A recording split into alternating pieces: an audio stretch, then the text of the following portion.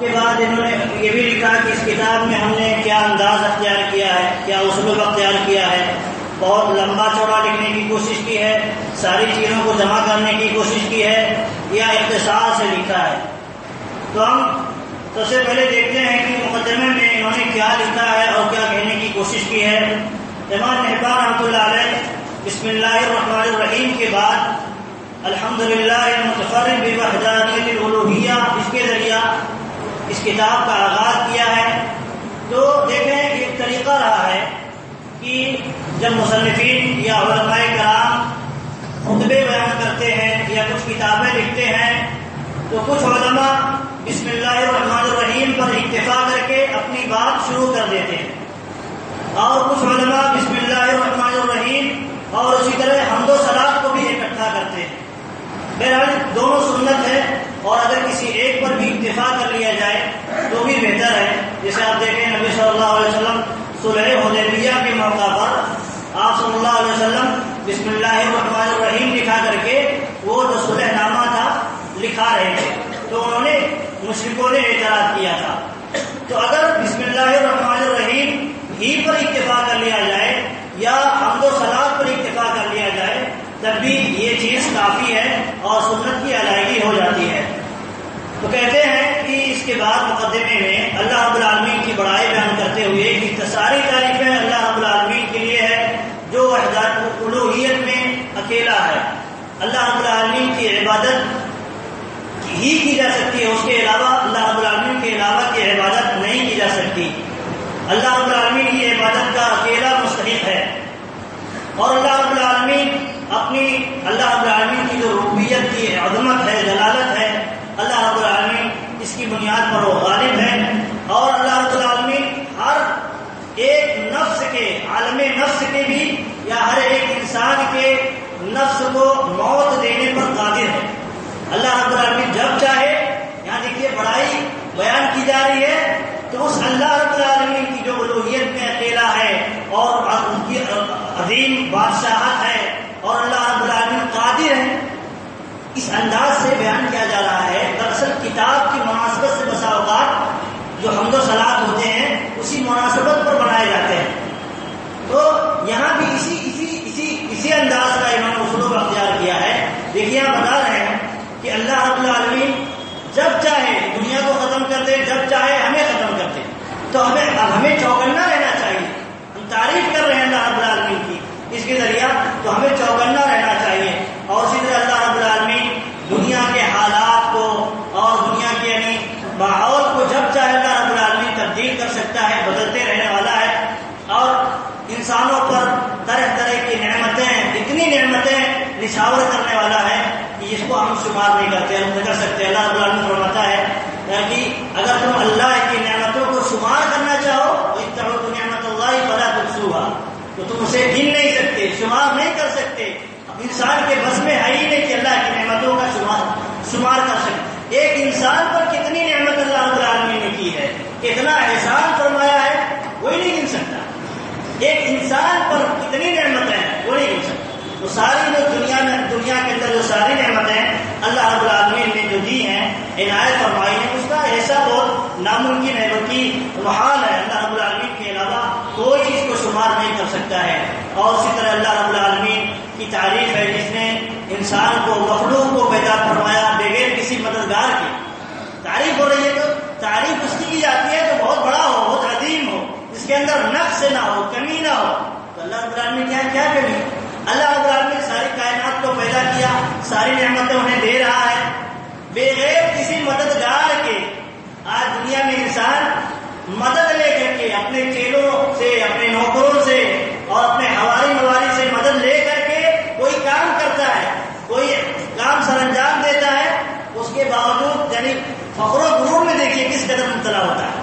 فخر و غرور میں مبتلا، ہم نے کیا ہے، ہم نے بنایا ہے، ہمارے بلبوتے ایسا ہوا ہے۔ لیکن اللہ رب العالمین دیکھیے، اللہ رب العالمین کی ذات بغیر کسی مددگار کے، بغیر کسی یعنی پارٹنر کے، بغیر کسی مشیر کے، اللہ رب العالمین نے مخلوق کو یا پوری کائنات کو پیدا فرمایا ہے۔ جب چاہا پیدا کر دیا، اور اس طرح انسان کو پیدا کیا جیسے چاہا پیدا کیا۔ ایسا نہیں کہ ہم جیسا چاہیں ویسا اللہ رب العالمین پیدا کرے گا۔ اس لیے ہمارا ایمان ہونا چاہیے، ہمارا یہ عقیدہ مضبوط ہونا چاہیے کہ اللہ رب العالمین ہمیں جو شکل جس حالت میں پیدا کیا ہے ہمیں خوش رہنا چاہیے، وہی ہمارے لیے بہتر ہے۔ اللہ رب العالمین ہمارے بارے میں یا لوگوں کے بارے میں سب سے زیادہ جاننے والا ہے کہ ہمارے لیے کیا بہتر ہے کیا بہتر نہیں ہے، اس لیے ہمیں راضی رہنا چاہیے، خوش رہنا چاہیے۔ اب دیکھیں دنیا کے اندر مختلف شکلیں ہیں، دیکھیے اللہ رب العالمین کی عظمت کتنی ہے، کتنی بڑا، کتنی یعنی اللہ رب العالمین کی ذات کتنی عالی اور بلند ہے کہ انسانوں کو پیدا کیا۔ انسان ہر انسان ہے لیکن شکلیں دیکھیے مختلف ہیں، اس کا انداز دیکھیے مختلف ہے، اس کا علم، اس کی فہم، اس کی سوچ، اس کی سمجھ، اس کے طور طریقے بالکل مختلف ہیں، ایک دوسرے سے بالکل الگ ہے۔ کوئی اب دیکھیے انسان کوئی بناتا ہے، ایک کمپنی ہوتی ہے وہ بناتی ہے، اس کا ایک اپنا ماڈل ہوتا ہے، اس کا ایک سانچہ ہوتا ہے، اسی حساب سے وہ کام کرتی ہے اور بناتی ہے۔ لیکن اللہ رب العالمین کے یہاں دیکھیے کتنی تنوع ہے، کوئی مثال نہیں ہے، کوئی نظیر نہیں ہے۔ اور اس طرح اللہ رب العالمین کی قدرت اور مشیت بندوں میں داخل ہو گئی۔ اللہ رب العالمین جو چاہا لکھ دیا ہے، دنیا کے اندر جو چیزیں ہوں گی یا ہونے والی ہیں اور قیامت تک جو کچھ ہوگا اللہ رب العالمین نے تقدیر میں لکھ دیا ہے، تقدیر میں لکھ دیا ہے، اسی کے مطابق ساری چیزیں ہو رہی ہیں اور ہوں گی۔ لیکن اللہ رب العالمین نے انسان کو اختیار دیا، انسان کو سوچنے سمجھنے کی صلاحیت دی، اور جو چیزیں لکھ کے رکھی ہیں وہ پوشیدہ چھپی ہوئی ہیں۔ اسی لیے اہل علم کہتے ہیں جو لوگ تقدیر پر بھروسہ کر کے بیٹھے رہتے ہیں، جو لوگ تقدیر پر بھروسہ کر کے بیٹھے رہتے ہیں، جو چیز چھپی ہوئی ہے اس پر بھروسہ کرتے ہیں، اور جو چیز سامنے ہے کہ ہم کریں گے تو ملے گی، ایسا سامنے ہے، اس پر اعتماد نہیں کرتے یا اس کو استعمال میں نہیں لاتے، تو انسان بہت بڑا لوگ ہوتا ہے۔ کیوں؟ جو چیز چھپی ہو معلوم ہی نہیں، وہ جنتی ہے، جہنمی ہے، اچھا عمل کرے گا نہیں کرے گا وہ چھپی ہے، لیکن اللہ رب العالمین نے اس کو دل و دماغ دیا، سوچ سمجھ کی صلاحیت دی، اب سامنے اس کو کیا کرنا ہے سمجھداری دی ہے اللہ رب العالمین نے، تو سامنے جو چیز وہ نہیں کرتا ہے تقدیر پر ہو، تو یہ بیوقوفی کی نشانی ہے۔ اس لیے اللہ رب العالمین نے عمل کرنے کی ترغیب دی ہے، عمل کرنے کا حکم دیا ہے، اور جو غلط راستہ اختیار کریں گے انہیں دھمکی دی ہے، انہیں سزائیں سنائی ہیں، اور اس طرح جو اچھے کام کرتے ہیں اللہ رب العالمین نے انہیں ثواب کے وعدے فرمائے ہیں، جنت کے وعدے فرمائے ہیں۔ تو یہ چیز ہے، تو اللہ رب العالمین نے اپنی مشیت، اپنی قدرت، تقدیر جو لکھی تھی ان میں نافذ فرما دی، اور اسی طرح انہیں اچھے اخلاق اور برے اخلاق کا الہام کر دیا۔ دیکھیے اخلاق کی تعلق سے کتاب ہے، تو اچھے اخلاق کا الہام جو کیا اللہ رب العالمین نے، یا برے اخلاق کا الہام کیا، تو یہ بھی چیز ہے کہ اللہ رب العالمین نے جو چیز نازل کیا ہے، یا مختلف طبقات اللہ رب العالمین نے انسانوں کے بنائے ہیں، اچھا طبقہ ہے، اس سے نچلے درجے کا طبقہ ہے، اس سے نچلے درجے کا طبقہ ہے، تو اللہ رب العالمین نے ان مختلف جو طبقات تھے ان طبقات اصل میں اس لیے بنتے ہیں جیسے سماج میں جس طرح کی سوچ عام ہوتی ہے، جس طرح کی فکر عام ہوتی ہے، جس طرح کے راہ پر، جس طرح کے اخلاق و اطوار پر لوگ چل رہے ہوتے ہیں اس سماج میں، تو اکثریت اسی طرف چلی جاتی ہے، یا جس علاقے میں جو سماج جو اخلاق و معاشرت میں عام ہوتا ہے وہی چیزیں وہاں عائد ہو جاتی ہیں۔ تو اس طرح مختلف جگہوں میں، مختلف علاقوں میں مختلف یعنی ثقافت، تہذیب اور اخلاق الگ الگ ہو جاتے ہیں۔ آپ دیکھیں ہندوستان میں جو اخلاق و تہذیب ہے دوسرے ملک میں نہیں ہوگی، دوسرے ملک میں جو ہے تیسرے ملک میں نہیں ہوگی۔ اس طرح کے اخلاق کی جو ثقافت کے جو نظام ہے اللہ رب العالمین نے مختلف کرا دیے۔ ایک نفس جس طرح مائل ہو جاتا ہے یا جس طرح چیزیں ہوتی ہیں اسی طرح مائل ہو جاتی ہے، تو اللہ رب العالمین نے ایک نظام دیا کہ یہ مختلف اپنے جس طرح مرضی سے انسان چاہے اپنی مرضی سے کوئی اخلاق نہ طے کر لے، کوئی راستہ نہ طے کر لے، بلکہ ہم ایک راستہ دے رہے ہیں، اسی راستے پر چل کر کے سارے لوگ اکٹھا ہو جائیں، ایک نہج پر، ایک دین پر، ایک راستے پر۔ اسی لیے مسلمان کہیں کہتے ہیں، اہل علم کہتے ہیں اور تجربہ کہتے ہیں کہ مسلمان جو ہوتے ہیں یا سلفی حضرات اہل حدیث جو ہوتے ہیں، کیونکہ سچائی معنوں میں یا سچے جو پکے اور مسلمان ہوتے ہیں وہ کتاب و سنت کے جو موافق چلتے ہیں وہی ہوتے ہیں۔ تو کہتے ہیں جو سچے مسلمان ہوتے ہیں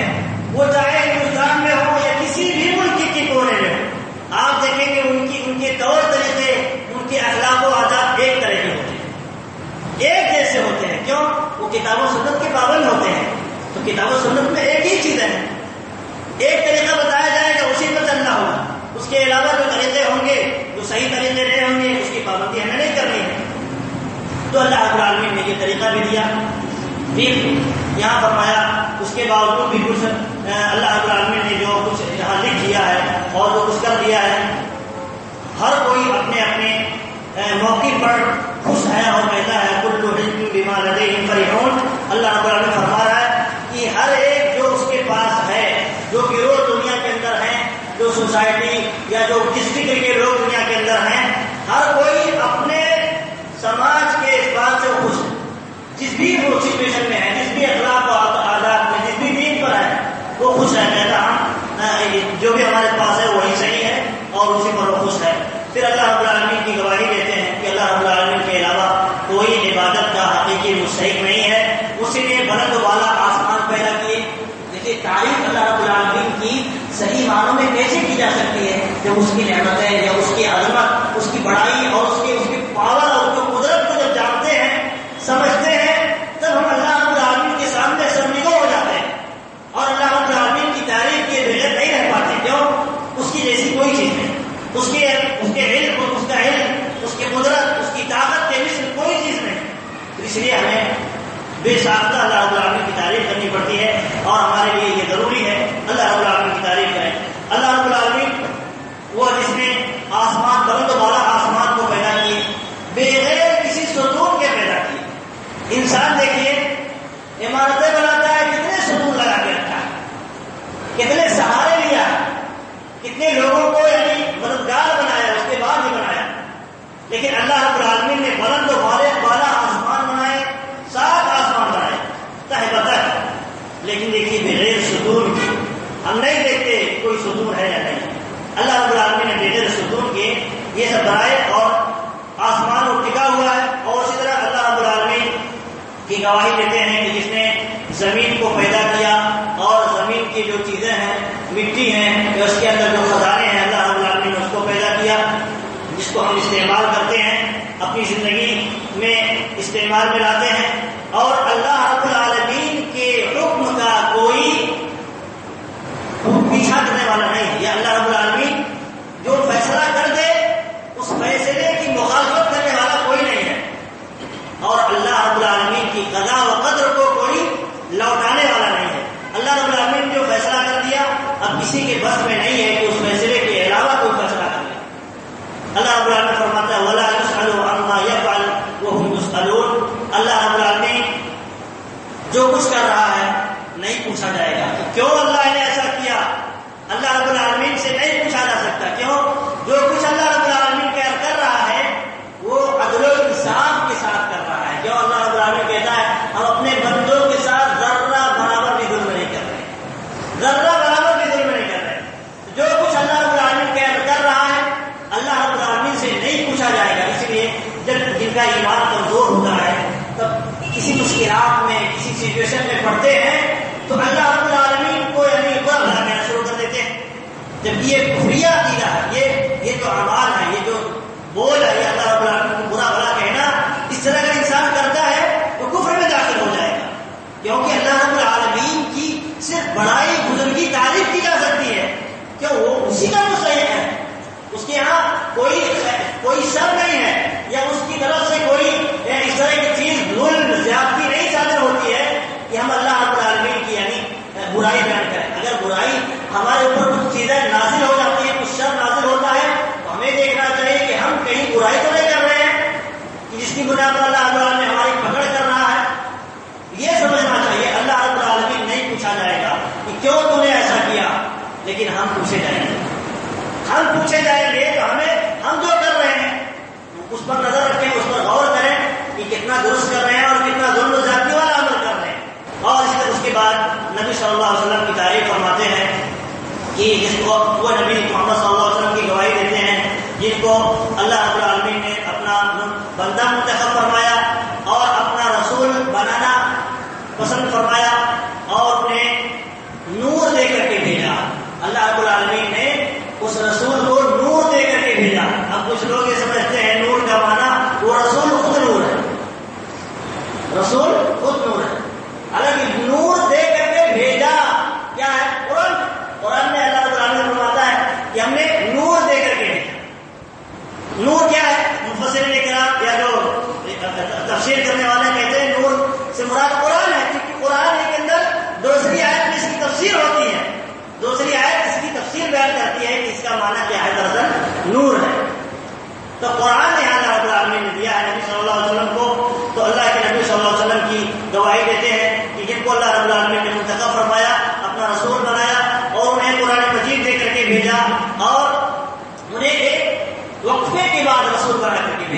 عیسیٰ علیہ السلام سے لے کر کے نبی صلی اللہ علیہ وسلم تک 500 صدیاں تقریباً، کوئی 500 صدیوں تک کوئی نبی نہیں آئے تھے، کوئی نبی نہیں آئے، لیکن اللہ رب العالمین نے نبی صلی اللہ علیہ وسلم کو بھیجا۔ اس کے بعد جب کہ ہدایت کے سارے راستے ختم ہو گئے تھے کہ ہدایت کیسے حاصل ہوتی ہے، نبی جب آتے ہیں، کیونکہ پہلے انبیاء کا سلسلہ چلتا تھا، علماء کا سلسلہ اتنا نہیں تھا۔ اس امت میں علماء کا سلسلہ ہے کیونکہ انبیاء والے نہیں، اس امت محمدیہ میں علماء کا سلسلہ ہے نبی صلی اللہ علیہ وسلم کے بعد۔ لیکن پہلے کی امتوں میں جو سلسلہ چلتا تھا وہ ایک کے بعد ایک نبی آیا کرتے تھے اصلاح کے لیے، لوگوں کی بھلائی کے لیے، لوگوں کو صحیح راستہ بتانے کے لیے۔ تو پھر اللہ رب العالمین نے ایک وقفے کے بعد جبکہ ہدایت کے سارے راستے مٹ گئے تھے، اللہ رب العالمین نے نبی صلی اللہ علیہ وسلم کو بھیجا، اور نبی صلی اللہ علیہ وسلم کے ذریعہ اس کے اندر جو دنیا کے اندر جو فساد اور طغیان مچا ہوا تھا اس کا خاتمہ فرمایا اور ایمان مکمل فرمایا، اور تمام دین کو، تمام دین پر، تمام ادیان پر، دیکھیے دنیا کے اندر کتنے ادیان ہیں، کتنے مذاہب اور فرقے ہیں، لیکن ان مذاہب پر، سارے مذاہب پر اللہ رب العالمین نے دین اسلام کو غالب کر دیا، سب سے اونچا کر دیا۔ سارے کے سارے لوگ یعنی اسلام چاہتے نہ چاہتے ہوئے، آپ دیکھیں، چاہتے نہ چاہتے ہوئے اسلام کے اخلاق سے اس قدر متاثر ہوئے ہیں لوگ، بھی دنیا چاہتے نہ چاہتے ہوئے اس کو اپنا لیے ہیں، اور کچھ اپنا رہے ہیں لیکن ظاہر نہیں کر رہے۔ کیوں؟ اگر ظاہر کر دیں اسلام کی خوبی جو کچھ اختیار کر رہے ہیں تو ایسا ہوگا کہ ہم اپنی دین کو چھوڑ دیں، اسلام کو قبول کر لیں، لیکن وہ اسلام کا نام نہیں لیتے ہیں، اچھے اخلاق کو اپنا لیتے ہیں، دوسروں نام دے دیتے ہیں، یا یہ سمجھتے ہیں کہ ہم نے اس کو ایجاد کیا ہے۔ انسان کی عقل اتنی نہیں، اتنی تیز کہ جو اللہ رب العالمین کی رہنمائی سے حاصل ہوتی ہے، جو عقل یا جو سمجھ بوجھ وہ انسان کو حاصل ہوتا ہے نہیں۔ اسی لیے کہا جاتا ہے کہ جو چیز ہے، جو عقل مندی یا جو یعنی خیر دنیا کے اندر ہے، چاہے جس شکل میں ہو، وہ ساری کسی بھی سماج کے اندر ہو، وہ ساری کی ساری وہی الہی کے وسیلے ہے، کیونکہ انسان کی طبیعت، فطرت اور انسان کی خواہش جو ہے وہ برائی کی طرف مائل ہونے والی ہے، برائی کی طرف مائل ہونے والی ہے، اور اچھائی آتی ہے تو اللہ رب العالمین کی طرف سے آتی ہے، اور جب اس اچھائی کو فالو ہم کرتے ہیں، اپنے اندر اس کو ہم نافذ کرتے ہیں، تب وہ اچھائی کا انسان مستحق ہوتا ہے۔ تو دیکھیے اللہ رب العالمین نے دین اسلام کو تمام ادیان پر غالب کر دیا اور بت پرستوں کا قلعہ خبا کر دیا، بت پرستی کو اکھاڑ پھینکا نبی صلی اللہ علیہ وسلم کے ذریعہ۔ اور پھر کہتے ہیں کہ جب تک آسمان و زمین میں یہ حرکت باقی ہے، یا آسمان و زمین جب تک باقی ہے، اللہ رب العالمین نبی صلی اللہ علیہ وسلم پر درود و سلام، نبی صلی اللہ علیہ وسلم پر درود و سلام ہو، اور ان کے آل اولاد پر درود و سلام ہو، اور تمام لوگ ان کے آل اولاد پر درود و سلام ہو۔ پھر اس کے بعد کہتے ہیں اما بعد، یعنی یہ خطبہ تھا، دیکھیے اللہ رب العالمین کی تعریف، اس کے بعد نبی صلی اللہ علیہ وسلم کی تعریف، اس کے بعد اما بعد کہہ کر کے کیا ہوتا ہے، اپنے بات کی شروعات کی جاتی ہے۔ کوئی بات کہنی ہے، کوئی مقصد بیان کرنا ہے خطبے کا، تو اس کے بعد اما بعد کے بعد یہ چیزیں شروع کی جاتی ہیں۔ یہ رواج تھا، آج بھی یہی رواج ہے۔ پھر کہتے ہیں کہ زمانے کا تغیر عقل مند پر واضح ہو گیا ہے، زمانہ بدلتے رہتا ہے، زمانے کے حالات جو حوادث ہوتے ہیں بدلتے رہتے ہیں، یہ تغیر عقل مند پر واضح ہو گیا ہے۔ دیکھیے اسی لیے انسان زمانے پر بھروسہ کر کے نہیں چل سکتا کہ زمانہ جس طرح چل رہا ہے ہم بھی چل رہے ہیں، نہیں۔ کیوں؟ زمانہ کبھی خوشحالی میں، کبھی زمانے کے حالات خوشحالی میں رہتے ہیں اور کبھی بدحالی میں بدل جاتے ہیں۔ پھر مثال دیتے ہیں کہ دیکھیے جیسے تھن جو ہے، تھن دودھ بھرا ہوا تھن خالی ہو جاتا ہے، ہمیشہ بھرا نہیں رہتا ہے۔ تو ایسے ہی دنیا میں جو ناز و نعمت ملی ہے، عقل مند کو سمجھنا چاہیے۔ عقل مند جو ہے وہ سمجھتا ہے کہ یہ جو دنیا کی زندگی، دراصل یہ سمجھانا مقصد ہے کہ دنیا کی جو زندگی ملی ہے یہ ہمیشہ خوشحالی میں رہنے والی نہیں ہے۔ خوشحالی کی اگر زندگی چاہتے ہو تو کچھ عمل کرو اور آخرت میں خوشحالی تلاش کرو، آخرت میں خوشحالی تلاش کرو۔ تو کہتے ہیں دیکھیے تھن جو ہوتا ہے ایک نہ ایک کچھ دیر بعد کم ہو جاتا ہے، اس کا دودھ جو ہوتا ہے ختم ہو جاتا ہے۔ اسی طرح کہتے ہیں تازگی جو دنیا کے اندر ہوتی ہے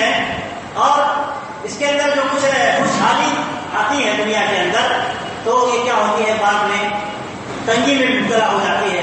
اسی طرح لکڑی دیکھیے، لکڑی مضبوط ہوتی ہے، ہری بھری ہوتی ہے، اور کچھ دنوں بعد وہ سوکھ جاتی ہے اور کمزور ہو جاتی ہے. تو دنیا کی بھی حالت بیان کر رہے ہیں کہ دنیا کی بھی یہی حالت ہے. جہاں مٹھاس ہوتا ہے وہاں کھٹاس بھی آ جاتا ہے، وہاں تیکھاپن بھی آ جاتا ہے. ہمیشہ باقی نہیں رہتا ہے. میٹھی چیز ہے یا مٹھاس ہمیشہ باقی نہیں رہتا ہے.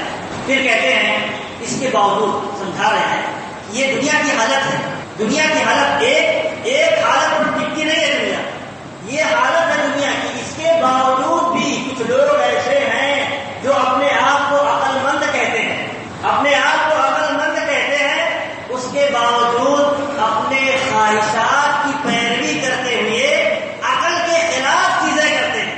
عقل کے خلاف نفس کی پیروی کرے گا انسان تو اکثر برائی کی طرف نفس دعوت دیتی ہے، تو برائی کی طرف چلا جائے گا. اس کے باوجود بھی وہ سمجھتے ہیں ہم بہت بڑے عقل مند ہیں. پھر کہتے ہیں کہ جو عقل جس چیز کو واجب قرار دیتی ہے، جس چیز کا کرنا واجب قرار دیتی ہے، اس کو وہ چھوڑ دیتے ہیں. اس کے باوجود بھی اپنے آپ کو عقل مند سمجھتے ہیں.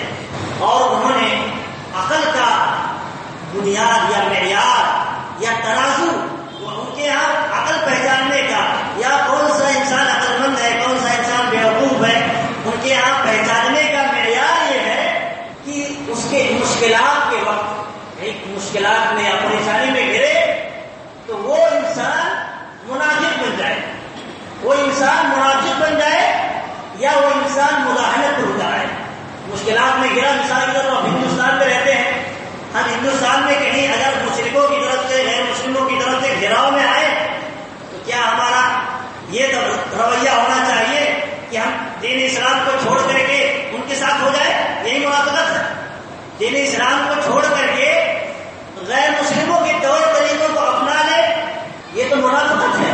لیکن کہہ رہے ہیں کہ وہ اپنے زمانے کی بات کر رہے ہیں کہ ہمارے زمانے میں یہ چیزیں اس کو سمجھا جا رہا تھا، عقل کی عقل مندی سمجھی جاتی تھی. آج بھی یہی ہو رہا ہے کہ جیسا دیش ویسا بھیس، جیسا دیش ویسا بھیس، یعنی جیسا سچویشن ہے ویسے اپنے آپ کو بدل لو. کہتے ہیں یہ عقل مندی ہے. یہ عقل مندی نہیں ہے. انسان دنیا میں آیا ہے چند دنوں کے لیے، اگر دیش بھیس کی بات کرتے کرتے اپنا ایمان اپنا عقیدہ ضائع کر دے تو کیا حاصل ہوگا اسے؟ تو یہی کہتے ہیں کہ ان کے یہاں ایک عقل کا معیار، اگر کسی کو سمجھتے ہیں بڑا انسان عقل مند ہے تو ان کے یہاں پہچاننے کا معیار یہ ہے کہ جب مشکلات میں گرے تو منافقت اختیار کر لے، اس کی جو پہچان ہے اس کو چھپا دے، اور جو اس کی پہچان نہیں ہے اس کو ظاہر کر دے. یہ منافقت ہے. اور اسی طرح مداہنت پر اتر آئے، دین کو چھوڑ دے، دین کو چھوڑ دے. ان کو خوش کرنے کے لیے، فلاں صاحب کو خوش کرنے کے لیے دین کو چھوڑ دے یا دین پر عمل نہ کرے. اس کو کہتے ہیں یہ دین کی اساس ہے، عقل کی اساس ان کے یہاں ہے، یہ بنیاد ہے. اور عقل کی فرع جو ہے شاخ، ایک شاخ یہ اصل ہے، اس کی شاخ یہ ہے ان کے یہاں کہ اچھا لباس پہنا جائے. عقل مندی کی نشانی یہ ہے کہ اچھا لباس پہنے، اور اسی طرح زبان اس کی بہت صاف ہو، وہ بڑا فصیح ہو، اپنی زبان کے ذریعہ بڑے بڑے لوگوں کو یعنی زیر کر لیتا ہو، اپنے انڈر میں کر لیتا ہو، اپنے ماتحت کر لیتا ہو. تو کہتے ہیں یہ معیار ہے لوگوں کے یہاں عقل یا عقل مندوں کے پہچاننے کا. لیکن دراصل یہی چیزیں بیوقوفی کی نشانی ہے، بیوقوف کی یہی نشانی ہے. پھر کہتے ہیں کہ ہم نے دیکھا کہ دنیا کے جو لوگ ہیں یا دنیا کا جو نظام بیٹھا ہے یہ غرور میں مبتلا ہے. اپنے عمل کی بنیاد پر جو کچھ کر رہے ہیں، چاہے غلط کر رہے ہیں یا صحیح کر رہے ہیں، اپنے آپ کو بہت عقلمند سمجھتے ہیں اور غرور میں مبتلا ہے اور اپنے ہی جیسے لوگوں کی اقتدا کر رہے ہیں. دیکھیے انسان کیا ہوتا ہے، اس کی جو فطرت ہوتی ہے، سوچ ہوتی ہے، تو اس کی طبیعت جس طرح ہوتی ہے ویسے ہی انسان کو ڈھونڈتا ہے، ویسے ہی انسان کو تلاش کرتا ہے. موافق ہوئی تو ہو لیتا ہے ساتھ، اگر موافق نہیں ہوئی تو ساتھ چھوڑ دیتا ہے. تو پھر کہتے ہیں کہ جب ہم نے دیکھا یہ حالت کہ اپنے جیسے بیوقوف لوگ ہیں اور بیوقوف کی پیروی کر رہے ہیں اور اسی کو عقل مندی سمجھ رہے ہیں، تو ہم نے دیکھا جب یہ حالت دیکھی تو ہم نے سوچا کہ ایک کتاب لکھیں تاکہ امت کو رہنمائی کریں، لوگوں کو صحیح دین کی طرف رہنمائی کریں، اور عقل مندی کیا ہے اس کو واضح کریں، اور بیوقوفی کیا ہے اس کی بھی حقیقت واضح کریں، تاکہ لوگ علم کی روشنی میں اپنی زندگی گزار سکیں. اور دیکھیں یہاں اہل علم کا طریقہ رہتا ہے جب بھی کوئی معاملہ کوئی سچویشن اس طرح کی پیش آتی ہے کہ انسان فکروں کا شکار ہو رہے ہیں اور اسے فکرہ نہیں سمجھ رہے ہیں, برائیوں کی طرف جا رہے ہیں, برائی نہیں سمجھ رہے ہیں, تو اللہ رب العالمین علماء کو پیدا کرتا ہے, علماء کو صحیح رہنمائی کے لیے پیدا فرماتا ہے. وہ لوگوں کو صحیح رخ پر لاتے ہیں, جیسے انبیاء کرام لے کر آتے تھے. تو اب انبیاء کرام کا سلسلہ ختم ہو گیا ہے, تو علماء یہ ذمہ داری ادا کرتے رہے ہیں اپنے اپنے دور میں, اپنے اپنے ماحول اور سماج کے اعتبار سے جس طرح کی ضرورت رہی ہے اس طرح یہ ادا کرتے رہے ہیں. پھر کہتے ہیں کہ ہم نے اس میں بہت اچھی چیزیں, بہت اچھے اچھے مضامین ہم نے جمع کر دیے ہیں. یہ جو عقل مندوں کو جن چیزوں کی ضرورت پڑتی ہے روزانہ اور حالات کے بدلتے ہوئے حالات میں یا اوقات میں جو ضرورت پڑتی ہے ہم نے جمع کر دی ہے.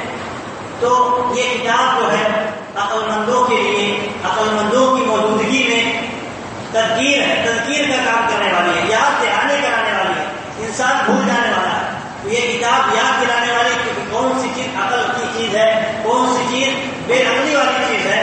اور اسی طرح جو سمجھدار ہیں, سمجھداروں کے لیے یہ مددگار ہے. سمجھدار ہے تو یہ سمجھدار ہے تو سمجھدار کے لیے راہ دکھا دینا ہے, کون سی راہ صحیح ہے وہ سمجھ جائیں گے. تو سمجھداروں کے لیے یہ صحیح راہ دکھانے والی ہے. اور اگر انسان اس کتاب کے مطابق اپنی زندگی ڈھالے, سمجھے اور عمل کرے تو کہتے ہیں اگر عالم ہے تو اپنے زمانے کے لوگوں سے اوپر ہو جائے گا, اپنے زمانے کے عالموں سے فائق ہو جائے گا. اور اگر حافظ ہے تو اپنے ہی جیسے لوگوں سے, ہمسروں سے بڑھ جائے گا. اور یہ کتاب تنہائی میں عقل مند کے لیے سچی دوست ہے. کتابیں لکھے سچی دوست ہوگا. کیوں؟ اس میں آپ کو کچھ جھوٹ یا کچھ اور چیزیں نہیں بیان کی جائیں گی. اگر بیان کی جاتی تو اس کی وضاحت بھی کی جاتی ہے, اور اگر وضاحت نہیں ہو پاتی تو علماء اس کی وضاحت کر دیتے ہیں.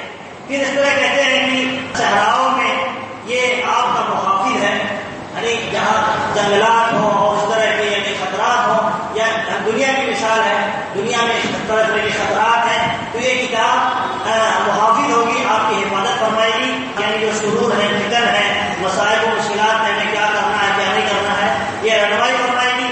اور اسی طرح فرماتے ہیں کہ ہم نے اس کتاب کے اندر جو خصائل محمودہ, جو بہترین اخلاق کی چیزیں ہیں, اچھی چیزیں, ہم نے اس کو جمع کر دیا ہے بہترین انداز میں. اور جو قبیح چیزیں ہیں, بدترین چیزیں ہیں, جو اسلام کے مخالف چیزیں ہیں, اخلاق سیئہ ہیں, ہم نے ان چیزوں کو اس کتاب کے اندر واضح کر دیا ہے, ان سے بچنے کا حکم دیا ہے.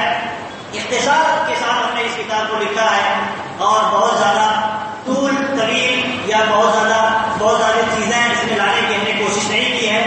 کیونکہ کہتے ہیں کہ اگر انسان بہت زیادہ چیزیں جمع کرنا چاہے, جمع کرنے کی کوشش کرے, لیکن جمع کرتے کرتے اس کی انتہا نہ ہو, جمع کر رہا ہو لیکن وہ انتہا کو نہ پہنچ سکے, اسے امید نہ ہو کہ ہم اس کے آخری حد تک پہنچ سکتے ہیں, تو کہتے ہیں کہ اس کو تھوڑے پر اکتفا کرنا چاہیے, جتنا ہو سکے اتنے پر اکتفا کر لینا چاہیے. تو کہتے ہیں اسی لیے ہم نے تھوڑے پر اکتفا کیا ہے, اور یہ اختصار کے ساتھ اس لیے ذکر کیا ہے تاکہ ہر ایک کے لیے فائدے مند ثابت ہو سکے.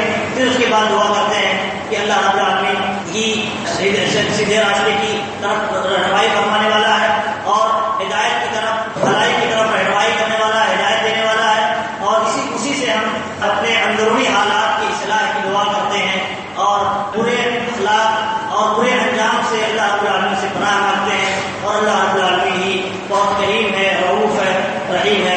اللہ رب العالمین سے دعا ہے کہ اللہ رب العالمین ہمیں اخلاق حسنہ کو اختیار کرنے اور اخلاق سیئہ سے بچنے کی توفیق عطا فرمائے, تاکہ ہم عقل مند ہو سکیں اور دنیا میں بھی کامیاب ہو سکیں, آخرت میں بھی کامیاب ہو سکیں. آمین.